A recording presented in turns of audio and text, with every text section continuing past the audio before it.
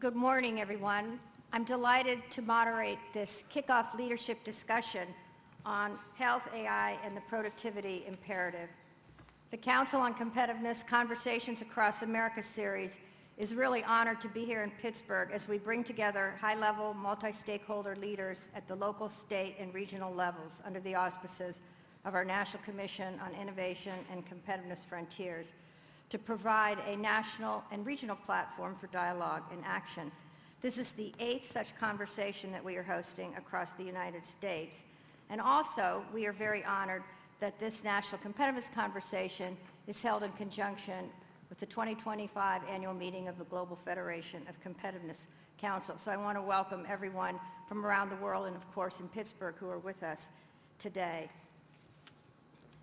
This, of course, is a tremendous topic that we're going to address when you think about the progress in health and what it's meant to human society. In 1900, global life expectancy was about 31 years. Today, it exceeds 70 years.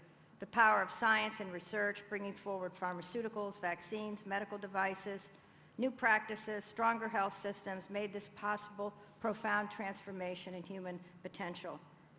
Yet, costs have also risen. Today, healthcare represents more than 10% of the world's GDP. In the United States and across many nations, rising costs have become an economic, a social, and a huge competitiveness challenge.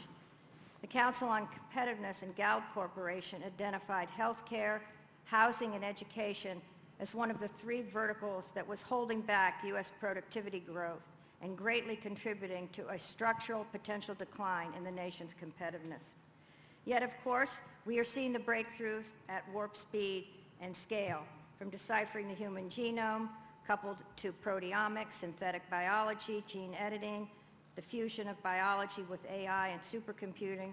We are entering a new era, a future bioeconomy writ large, and AI is the critical enabler, catalyst, and driver.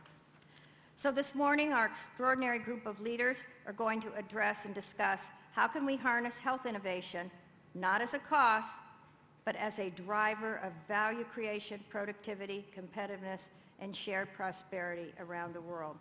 We have an extraordinary group of leaders with us today. Let me introduce Chancellor Joan Gable, who you know, of course, Chancellor of the University of Pittsburgh, Vice Chair of the Council on Competitiveness, and a member of the GFCC, President Farnan Jahanian, President of Carnegie Mellon, and a member of the Executive Committee of the Council, Chad Holliday, Chair of the GFCC, Chair Emeritus of the U.S. Council, former Chair of Royal Dutch Shell, Bank of America, DuPont, and other corporations. Dr. Jeff Gold, the President of the University of Nebraska, a member of the Council's Executive Committee. Admiral Ted Carter, the President of Ohio State University, also a member of the Council's Executive Committee. And Dr. Harris Pacides, President Emeritus of the University of South Carolina and Distinguished Fellow of the Council on Competitiveness. So Harris, I'm going to start with you to really, as a distinguished epidemiologist, to really start the discussion on why is our discussion about AI in the context of health so important for U.S. competitiveness. Well, thank you, Deborah, and good morning, everyone. We're all unique on this panel. My core value is public health, lifelong public health researcher and teacher. I lament the COVID epidemic, as we all do. I think we could have done much better, and could have done much better, by the way, with the help of what I call augmented intelligence. I don't choose the word artificial. I think it frightens people. It connotes something that might be from outer space. There's not one thing that's artificial about AI. We invented it. We came up with it.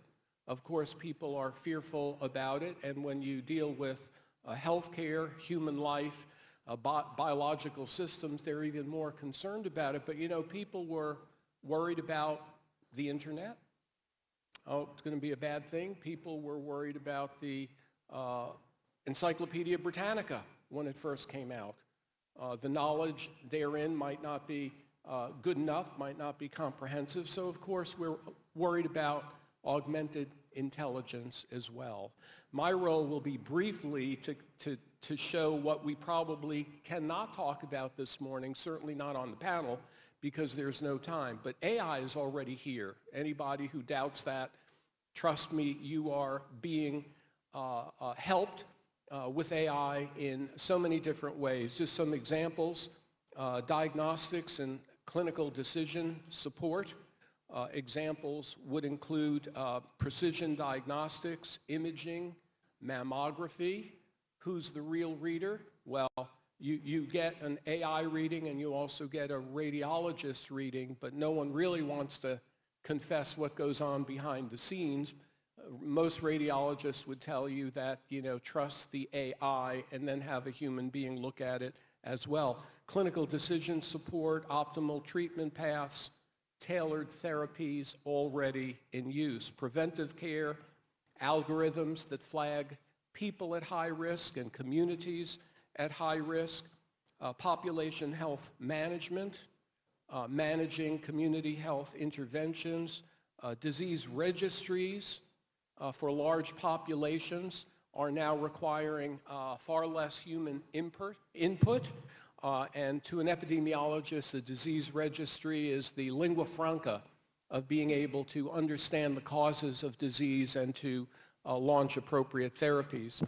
Drug discovery and development, AI is there today big time, screening millions of chemical compounds quickly.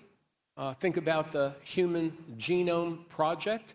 That could have been done far more quickly today than it was a decade or two ago. Optimizing clinical trials, patient self-care, AI chat boxes and virtual nursing already happening. Reminders about doing the right thing in your home, not having to receive a call from someone. Behavioral reminders, wearables, medical devices, and other wearables. I'm excited, though, as well, and I think we will be talking this morning about operational efficiency, cost reduction, and I think that's a very fertile topic for the Council on Competitiveness, for business leaders, and frankly, for all Americans. We're shutting down the government over health care, but, there's enough waste and probably fraud today that if it could be weeded out and corrected, we would all be having better health care right away. Streamlining workflows in the back office, automated scheduling, billing, and documentation. Anybody here frustrated by the bills that come to you from your insurance company or Medicare for that matter after a visit? Better use of supply chains in healthcare, the availability of beds, the triaging of the ICU or the CCU, fraud detection, and as I said before, improved billing accuracy. But also equity and access to health care. Again, my core value being public health, using telehealth, including language translation and the removal of other barriers. AI is doing that today. Reducing health disparities by helping standardize care decisions. And then the use of big data, of course, and analytics to help clinicians provide even more empathetic judgments and moral reasoning. Deborah and I were talking the other day. We're a little worried about AI being unleashed without the human touch, without the philosophical or ethical imperative. We're not going to let that happen, but we do need better governance of AI. In closing, I want to talk about medical education, the use of AI. Today, medical students are being helped. Of course, we've had patient simulators for a long time. You could call that AI, even though they've been around for a couple of decades already. But ways, in fact, that you could better read pathology slides, AI to facilitate medical student team interaction. But as I said before, and I'll close with this, what we do not yet have in healthcare is a mediated governance plan for the use of augmented intelligence. And I hope we could discuss that and some more of these issues as we continue with the panel. Thank you, Harris. And I want to come back in a little bit to ask you how things are going in the American Medical Association, because you've played such a strong leadership role there. Joan, here, of course, we are in Pittsburgh. We've been talking yesterday and today about this incredible transformation, the heart of our industrial revolution.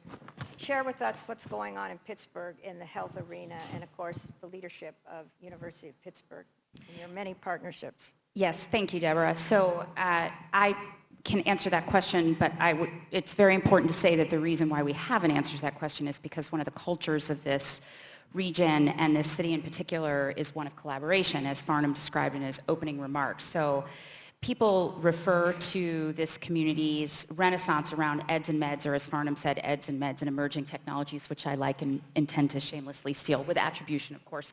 But the idea of the role of really vibrant, very active research universities in the regional economy has led to very robust streams of activity, and particularly most recently we've seen a lot of emergence in life sciences. But for those of us who do life sciences work or are adjacent to our life scientists, clinicians, and otherwise know that it takes, a generation to be an overnight sensation in this space, that it's a long game to be innovative. And so the university's role individually and collaboratively in reinventing what the Steel City into the city that it is today, I think is the key thing to have in mind as you think about what's going on in Pittsburgh. So the two universities together contribute $10 billion to the local economy, and with that comes sort of the obvious jobs and revenue and students and that sort of thing. But a very big part of this is because of the research funding that comes into both institutions and the activity associated with that into translation into robust employers, of course, but also into clinical care and treatments, with two of the largest health systems coming out of Pittsburgh and then in service to wide regions of the country with UPMC and Highmark. And so the nature of what's happening here feels very energized, very positioned to cope with the headwinds as they come, and also anchored because it was born out of very challenging headwinds and leans into a culture that we didn't have to create, but as relatively recent arrivals have benefited from. So I would say what's going on here is what Farnham said it was, EDS, MEDS, and emerging technology. And a lot of that emergence is in life and health sciences in ways that we're really looking forward to diving into in more detail over the course of the day. Thank you, Joan. Well, Farnham, let's build on your opening remarks as well and talk about, Carnegie Mellon's tremendous leadership role in, of course, the digital world, but I'm thinking of your global position in robotics. So I'm going to be provocative, and before we get off the stage, you have to tell us, are we going to expect robots to take care of us when we're old? Oh, there already are, so that's an easy answer to that question. It's too late. But, candidly, my colleagues have alluded to this, that we need to recognize that the revolution that we're experiencing and the impact of these emerging technologies and AI, including robotics, without any doubt, is one of the most transformative intellectual developments of our time. And the impact of that on every sector of our economy is undeniable. We see this in finance, manufacturing, certainly in education, and absolutely in healthcare. What's quite exciting about healthcare, as it was alluded to, is that we're right at the cusp of transforming healthcare in ways that we could not have even imagined it 10 or 15 years ago. And this is happening in a lot of different ways. It's happening in drug discovery, it's happening in diagnosis, it's happening in smart hospitals and AI-driven care. It's happening in precision medicine and personalized medicine, in connected health. Earlier, it was mentioned public health and the implications of that as we have come out of a pandemic. Imagine if we're able to bring all of that data and technology to bear in enhancing public health and global health security. There are also technologies that are being developed, for example, in bioelectric therapeutic implants, or in ways that we're using data to enhance well-being, both cognitively and physically. So the sky is the limit. But one issue that was raised that I want to underscore is that we're just scratching the surface. We talk about all the cool technologies and research that's going to enhance our quality of life. It's going to transform healthcare. But we shouldn't also forget that healthcare is fundamentally a business. And in some ways, the impact of these emerging technologies in delivering a much more efficient healthcare to population is probably something that we're underestimating. Of course, there's going to be a transformation of labor, and we need to be cognizant of it. It's happening in every sector of our economy. Some new jobs are going to be created, some jobs are going to be lost, and many jobs are going to be transformed. So in fact, one of the challenges for higher ed and the private sector is how do we meet the moment? And how do we embrace essentially this point in human history such that we can transition, regardless of the sector of the economy, to take advantage of these technologies? Thank you. Jeff, you are, of course, leading the University of Nebraska system, but also prior to that, the whole medical system of the state with its clinics and hospitals and research and medical school, but you're also a physician and a surgeon. So share your perspective really as both a leader of a big institution at the fulcrum of this, but also a doctor. Well, thanks, and it's an honor to be here. And by the way, for those of you who are not aware, Nebraska is a state in the middle of the country here. The only triple landlocked state, yes. You know, I've given this an awful lot of thought. My actually undergraduate background is in engineering and in theoretical mechanics, which it turns out to have come full circle through my career as a cardiac surgeon and then in university leadership. Healthcare has been very rapidly evolving over the last decades. Every year, you know, the amount of information, publication, discovery, etc., exceeds everything that has been ever published or written or discovered in the past. It's moving that fast. And we know that from data storage, we know that from changes in treatment, diagnostics, etc.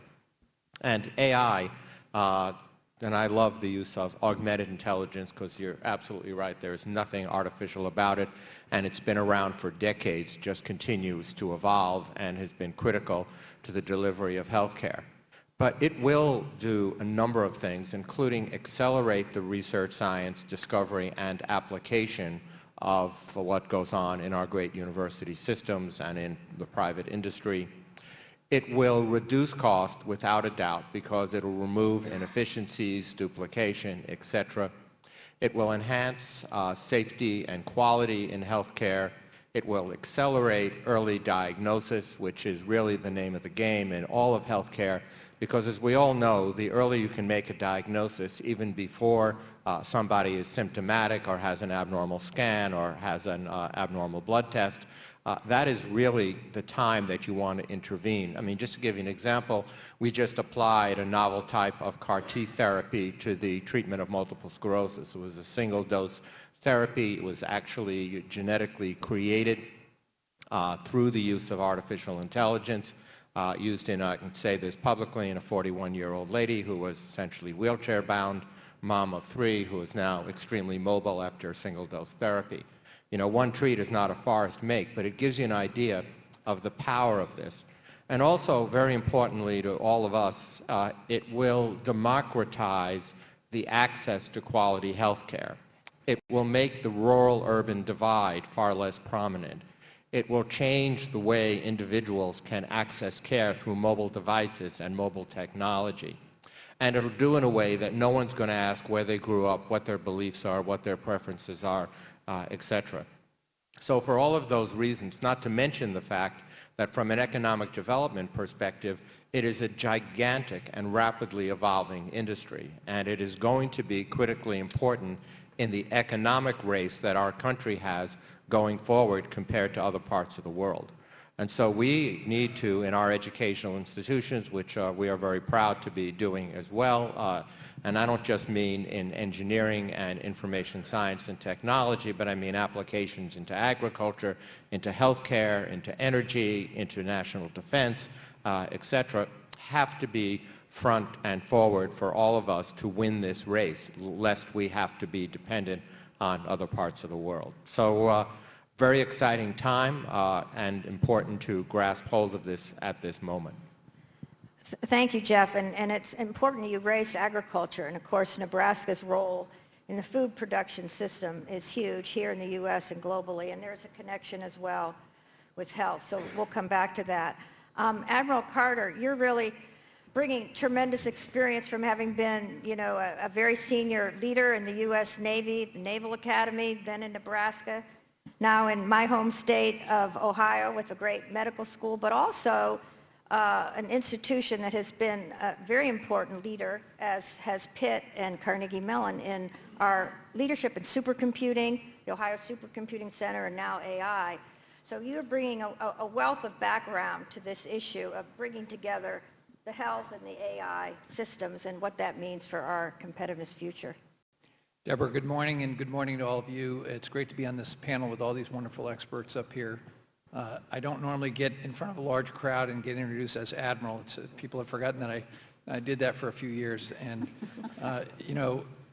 as I think about what Harry was talking about when we opened up and what you mentioned, Deborah, about the extension of life, our health system has been doing amazing work for decades already, before we've even gotten to start to integrate these principles of artificial intelligence or augmented intelligence.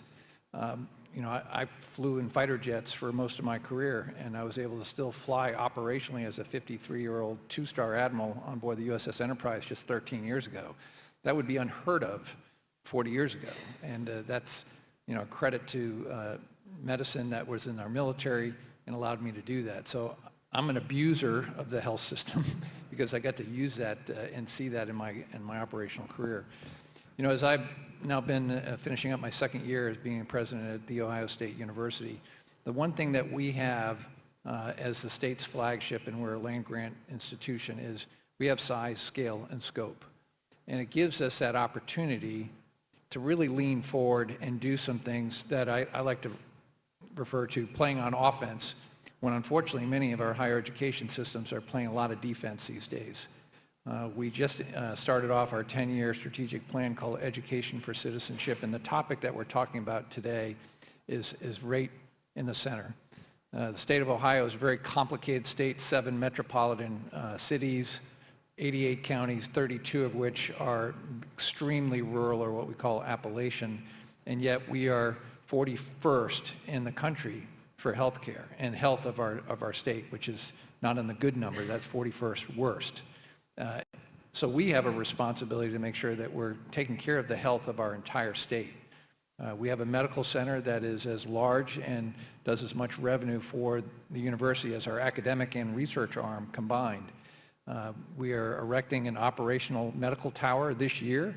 It'll be the largest freestanding hospital tower erected in the United States in this next year. In fact, when we put it in operation, 820 new beds. We add 150 of that to our cancer center. We'll have the second largest cancer center in the United States. But those are just the numbers. As I think about some of our big initiatives, we're taking a unique, bold approach to AI as a university system. We just declared an AI fluency initiative, which means every student in the state of Ohio that goes to Ohio State, all of them, regardless of their academic discipline, will be AI fluent by 2029. So that's starting with the incoming freshman class. And when you look at 15 of our colleges, our health colleges, this plays right into this conversation. So it's really critically important. And to give you a sense of how comprehensive that is, we're talking about 67,000 students, 8,700 faculty, and over 22,000 staff will all be educated in the principles of AI, to include the healthcare side. And on top of that, we have a responsibility using the concept of an extension system, which is very agricultural based. It goes back to the Smith-Lever Act of 1914 that allowed us to put, research in all of our counties. we're now applying that to take our health care into those extension offices so that we can take care of those regional as well as those Appalachian counties. We're really just on the front cutting edge of this, and there's a lot of work to be done. We've created a new AI hub, or AI to the power of X, which will be part of our research arm to get into this. And I know we're going to talk a little bit more about how this is all intersecting. But this is a critical moment where this is a little bit more than just ChatGPT. And a lot of people think that that's what AI is really all about. This is really about not just creating efficiencies, but creating the speed to solutions that will change basically how we live and how we think for the rest of our generations.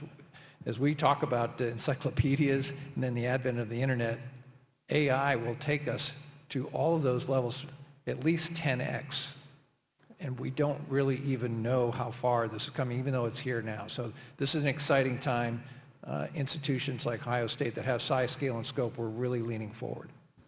Thank you, and we'll come back to talk a little bit about, how you're building this in to the healthcare systems of private insurers and employers as well. But that brings me, Chad, to you representing business on our discussion. As CEO and chairman of DuPont, you were overseeing a very expensive healthcare system for your employees, and then serving on many corporate boards, including the Healthcare Corporation of America. And so share with us, from your perspective, seeing the evolution of healthcare as a user, provider, business leader, but how you think it's going to be impacted by the AI revolution. Thanks, Deborah. This is an honor to be here with this panel. Let me reference time. For 4 years, I chaired the National Academy of Engineering, and one of my board members at the National Academy of Engineering was also a member of the National Academy of Medicine. So at every board meeting, he would tell me how important it was for engineering and medicine to work together, not just by luck, but by an organized way, and what a difference it could make. And it really struck me. So let me just share one example that I've seen of that happening. It's Dr. Ken Panetta at Hopkins here in the U.S. saw some scientific work being done in Switzerland that had nothing to do with human health whatsoever, but knew his work. He's also a surgeon at Hopkins, still is today. Said, I think I can take that scientific breakthrough and predict or analyze for prostate cancer, but in a much more usable form than it's done today, because I'll take a snap of your hair. You can mail that sample in for less than $50. You could actually determine whether you have prostate cancer or not. So much more likely that people will do that and do it frequently enough so you can have early detection. That was 4 years ago. He saw that article and made that discovery. Today, 94% accuracy in predicting prostate cancer in men from that work. It's not commercial today, but that's thousands of tests. Everything is looking extremely good. The next question you asked was, what else might it apply to rather than prostate cancer? And yes, the next one they went to was breast cancer, and equally outstanding results. Not quite as much data, but outstanding results. So that happened because you put these two disciplines together. And just think if we did that in a more orderly way. By the way, the most frequently asked question about this hair sample, you might think about it in a minute, is does it work on colored hair? And yes, it does work on colored hair. So everybody could be very relieved. A lot of people that would use this test might have colored hair. I'm not worried about that. I am. What if you don't have any hair? That's a huge disadvantage. That's great. Thank you. We're going to turn to the whole issue about people. Yesterday we had a long discussion about making sure we never forget that people at the heart of everything, and we talk a lot about technology and engineering, but it's all about us as human beings from the time we are having children all the way through longevity. We're going to hear about longevity later in our program from one of the world's leaders, Dr. Khan, who's with us. But back to people. Do you think that the generation of students and graduate students are really seizing this moment? And Joan, you have an incredible reach with the medical system here in Pittsburgh, the largest employer, and of course with Carnegie Mellon. are young people seizing the moment to get into these research areas, and how do you see the training and education to fulfill this dream of this integration of AI and healthcare for competitiveness? So we're in a very interesting transition. So at the undergraduate level, yes, ChatGPT came into their lives when they were still able to speak it without an accent, so to speak. So they're going to be virtually native, and then as younger generations come up, K through 12, assuming we demonstrate the intentionality that we're absolutely committed to make sure that the K through 12 system is a partner to us in higher education, I think we can fully expect that from an undergraduate level, the way in which President Carter is describing the necessity of ensuring that everyone has fluency will sort of become automatic. And I think that's going to happen almost as quickly as our use of ChatGPT, even though that's obviously just scratching the surface. But in terms of embracing the leading edge and making sure that our universities, in partnership with industry, in partnership with our communities, in partnership with economic development and philanthropy, are preparing the thinkers to create the next chapters, I think that is absolutely happening, but we need to make sure that we're intentional about that too. That's not as organic as the use of AI is for youth or for certain industries that are naturally incentivized to adopt it. So we are thinking very carefully here, obviously, about our doctoral programs, but also about our clinicians and how we train and work with clinicians, and then how those two groups work together in their ecosystem to be innovative. So learning to care for people from who are sick, or from the public health point of view, learning to create wellness, or from the health span point of view together, learning to optimize wellness, whether it's because you're sick and want to be better or because you're well and want to stay well, will require support for that to migrate in a sector that's normally slow rapidly in order to ensure that we're doing our very best work there. So we're thinking about how we train clinicians, having a very large health sciences clinical training enterprise. We're thinking and working very closely with our health systems on the most optimized delivery of care. And then we're also looking at things like One Health and the idea of what public health means in order to power, using AI, our wellness before we ever get sick in the first place, and then live longer, live healthier, and look at it from that point of view. All right. I think one thing we need to consider is that on one hand, we need to teach AI, integrate AI deeply into our curriculum. And I don't mean just teaching AI to computer scientists. In fact, CMU launched the first ever undergraduate degree in AI in 2018, and that's been replicated in other institutions. But integrating AI into the curriculum, what I mean by that is that we see this in social sciences, we see it in humanities, we certainly see it in life sciences, that AI is now being deeply, deeply embedded into the curriculum through some of the experiments that we're all running. I know it's happening across all universities. But there's actually a more fundamental issue that I want to share with you. You know, for a long time, we've been talking about transformation of education.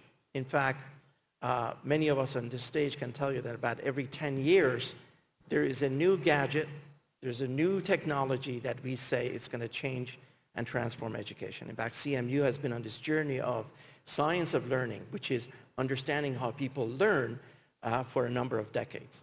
In fact, if you're old as me, you know, a few decades ago, we thought if we gave a laptop to every kid, it would transform education. And then it was network connectivity, if everybody had internet connectivity. And about 10, 12 years ago, we talked about MOOCs. Well, it turns out delivery of bits and content is not the same thing as education. Education has to be much more personalized, much more adaptive. Of course, access is really important. But fundamentally, the question that we've been dealing with is, how does technology enhance learning outcomes? Not just delivering bits and contents. So my colleagues at CMU, we've been on this journey, as I mentioned, for several decades. We believe really we're at the cusp of change in pedagogy, augmented, of course, by advances that we make in our curriculum, such that we can make education not only much more accessible, we can make it much more adaptive, we can make it personalized, and demonstrate learning outcomes through this approach. And AI, and the current generation of AI, generative AI, is probably one of the first technologies that I've seen as a computer scientist that gives me hope that we can do this at scale. And here's what I mean by that. We have known this for decades, that if every kid, imagine in elementary school, in middle school, had his or her own tutor, their learning outcomes would improve by a couple of standard deviation almost immediately. We've just never been able to do that and show that using technology in a scalable, much more efficient way. I think we're finally at the cusp of our understanding learning science and bringing AI to bear, such that I predict within the next 10 years, we will see fundamental shift in how we teach, how we learn, and most importantly, improving learning outcomes for students in all ages, from elementary school through K through 12, and of course, higher ed. One more point that I want to make about education is how AI is going to transform scientific discovery process itself. So what we really need to consider is, can we bring AI into our laboratories such that we teach the next generation of scientists and engineers the discovery process that's really changing and shifting right in front of our eyes. And at CMU, we've been working on the notion of an automated science, which is not only automating the wet labs and discovery process, but also bringing machine learning and AI in accelerating discovery process. Again, our conjecture is that within the next few years, we're beginning to see signs of that transformation already, that we're going to train biologists, chemists, material scientists, and engineers very differently from the way we've taught them before. So there's some really exciting stuff just around the corner. You know, I'm watching our time here, and we don't have a lot of time, and I might jump to a few other critical areas, and we can come back, of course, to what we were just discussing. But I want to ask both Harris and Jeff and Ted as well to talk a little bit about the impact of all of this on the communities. This is very important to the Council on Competitiveness. How do we really stimulate the inclusive prosperity of our communities? Is this convergence and adoption of AI to our healthcare system and discovery going to really improve the lives of average Americans who are trying to navigate a very costly system, access to doctors, all of that? I mean, it's not a good picture for many people in our country right now. Is this going to be an enabler, or is it going to be something that, again, will be more for the wealthy and the people that can access these capabilities? Harris, you want to start on that? Well, it's up to us, Deborah, and I think the Council and the GFCC has a role to play. Of course, the word community is a big word. Are we talking about the business community, or are we talking about neighbors down the street? I think everyone. One little anecdote, years ago when Microsoft was negotiating with the nation of India to create, to be its internet provider, hardware, software, the leaders of India said, under one condition, we want you to make internet available to every Indian citizen. And Microsoft built kiosks in shops, in libraries, in gas stations, wherever they were, to make it more accessible. Now, was that the answer to everything? No, but Jeff mentioned democratization. And I will just say that if augmented intelligence remains only in the realm of the sophisticated, the college-educated, those with influence and affluence, it's not going to go well. And so, Deborah, I don't have the answer, but I believe that the Council has a role to play in this, and I think we need to start marshaling the things we do and begin speaking to diverse communities about their role. So it's a great question. Jeff. Well, certainly without the support of the community, small and large, this effort will be extremely hollow. And, coming back just to a minute from the educational side, while we need to be sure that we educate and train the next generation in how to use this technology effectively, it is just a tool that has to support the creativity of the next generation of workforce in this country. But it is not perfect. And so we also need to be very clear that there are limitations, there are ethical barriers, there are intrinsic biases based in machine learning and in artificial intelligence. And these are just opportunities to be sure that we build trust with the communities that we serve, because at the end of the day, if there's not a trusted relationship with the implementation of this tool, again, it will come off as extremely hollow. I think we're just starting to get into the use of how AI can really change our access to supporting the community. I mean, I'll just give you a great example at Ohio State, just started in 2024. By the way, we've been using and integrating AI principles since 2018 with over 300 faculty and researchers at Ohio State. But now we're just starting to get into applications. We just initiated a use of a Microsoft application called DAX. And all it does basically is reduce the administrative load for clinicians, which has actually created over 12,500 additional free hours for our doctors and physicians to actually spend more time with their patients. It's had a huge impact just in that one tool in less than 1 year.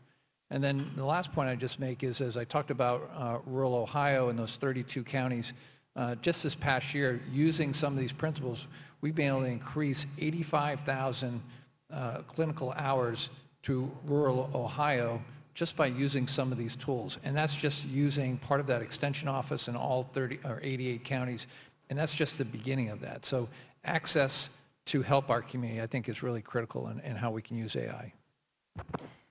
We have time, I think, for one more round of questions or topics. And I do want to, Chad, thinking of our dear colleague who's no longer with us, Koji Omi, the light and shadows of science and technology, former minister in Japan, I want to bring us to the critical issue of barriers, concerns, and cybersecurity. And both Carnegie Mellon and Ohio State, you're leaders in cybersecurity. What do you see as the opportunity and the challenge to ensure that the platforms and technological infrastructure for this revolution is going to be safe and secure and trustworthy? Who wants to start on that one? I thought you directed it to Directed Chad. to Chad.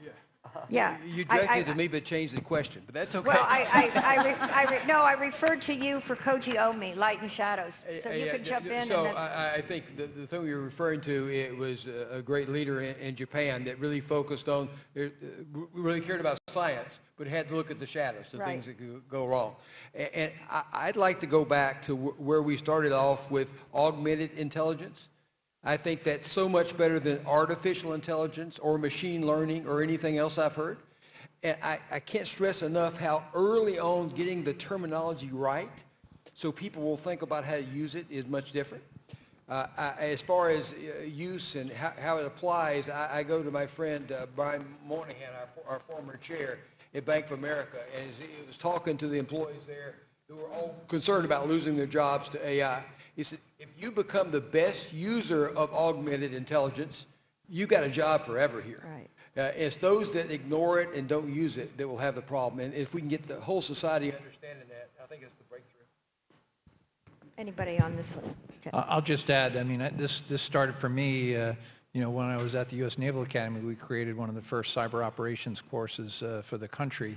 And we learned so much in developing that. And now being at Ohio State, and as we're really delving into augmented intelligence, I do love that phrase, by the way, there are three critical pieces to this that we really have to be paying attention to. And some of this can be happening in our research, but also in how we apply it. And that is to make sure that, for as much good as this is doing, we have to understand how do we still be able to play defense here, because AI can be used for a lot of nefarious reasons, and that's where we can be vulnerable there. The second piece of it is to understand the ethical use, and that was referenced earlier. There's still a lot more work to be done there. I can just give you examples of being in a fighter jet where I had to make a life or death decision about releasing a weapon, And if I was on an automated system that was using AI, the weapon probably was been released. And I've had moments in my life where I didn't release a weapon for collateral damage and saving innocent civilian lives. The last point I'll make, and is one we haven't talked about yet, is really important, and everyone in this room is already feeling it. Our energy bills are going up. And why is that?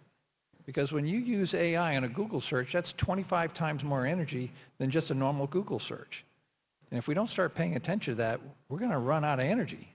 So this is a really important part for research institutions like ourselves as we're thinking about this application. And again, we're just at the beginning of this. We better understand how to harness the power of AI and be smarter about the energy usage. Thank you. You know, I could maybe add one other point if I can. And then Oh, you're I'm going sorry. to conclude, Jeff. Okay. All right? Perfect. Well, I think what we need to recognize is that... Is this on? Okay. Is that there are ethical, policy, privacy, and security implications of AI. And we're just scratching the surface. The pace, the scope, and of the discovery is so unprecedented, so fast, that I think government organizations, private sector, academia, we can't even catch our breath to be able to consider all of these things. And that's really a candid assessment of it. We've seen this in human history, that whenever there are new emerging technologies, we saw this during Industrial Revolution, that the policy implications and the ethical implications have to essentially catch up with it. But the pace of advances is so fast that I think the society faces a huge challenge. Let me just highlight a couple of things. The notion of misinformation and the use of AI for spreading essentially misinformation is undeniable. We can't explain the results of many of the generative AI results that we get. That has broad implications for trust and accuracy of the results that we get. There's obviously, as it was mentioned earlier, there are issues related to bias. There are also issues related to deep fake that we're seeing it in social media. So when you bring all of this out, there will be significant societal implications that we have to tackle, which means there's going to be a need for new frameworks, new governance models, not to prevent progress, not to prevent the advances that we see, because the advances are going to happen. But I think the implication of that also on the labor market has to be considered. So all of these things are issues that I know not only our academic institutions are tackling, but also the private sector and increasingly the government organizations are cognizant of. So we have a lot of work ahead of us. Thank you. And the collective human wisdom that will guide us. Jeff, we're coming to Nebraska next year, so we'll continue this. What can we expect when we come to the University of Nebraska and have our conversation to carry this forward? Well, this will be a very natural segue because we're going to be talking about the bioeconomy and how artificial intelligence, technology, and automation has radically changed the way we produce food for our nation and for a good part of the rest of the world. And as also a land-grant institution, we have an awful lot to share, and we look forward to seeing you all, and I believe it's the last week of April in Omaha. So until then, thanks for the day. Thank you. Well, let me thank this fantastic panel for their insights, leadership, and the journeys begun here in Pittsburgh. Thank you.